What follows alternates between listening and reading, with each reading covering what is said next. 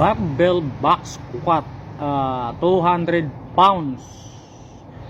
Hindi gagawa ko, pero ginagawa ko rito drop set.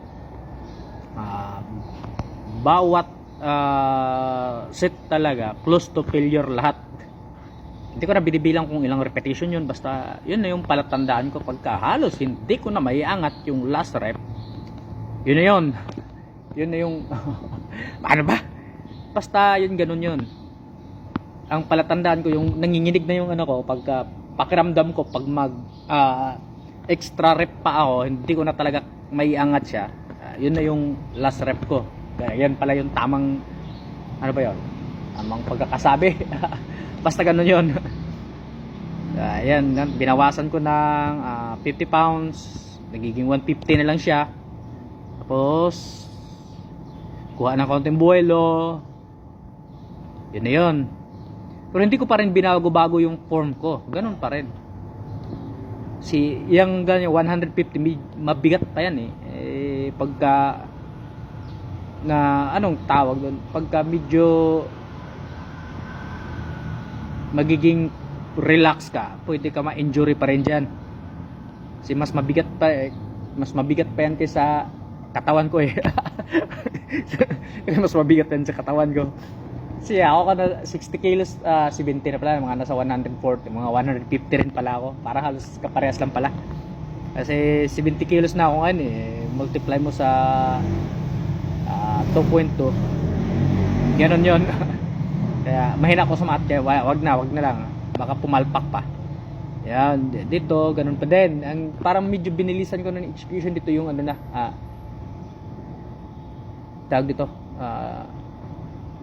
50 pounds na lang. Kasi magaan na talaga yun eh. Kahit hindi ko na gaano maipiga yung katawan ko pag baba, kaya ko pa rin talaga siyang iaangat.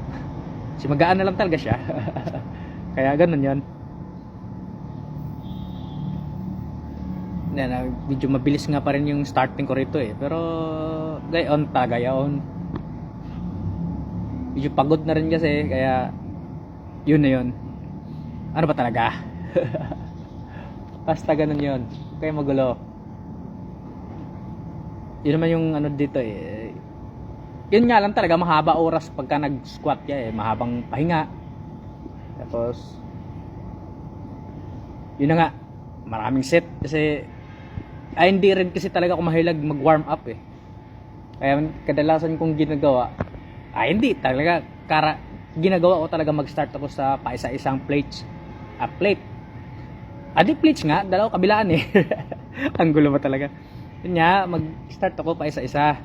Tapos dagdag. Pagdating doon sa 200, pinakiramdaman ko yung katawan ko kung kaya ko pa bang magdagdag ng panibagong bigat. Yun yung pinapakiramdaman ko o pinapalatandaan ko. Nung time na yan, naka max rep lang ako sa 250. Galing din kasi ako nag Romanian deadlifts noong nakaraan eh, para sa paano ba? Hindi pala. Ano ba yung, basta magulo ko. Basta ganun yon.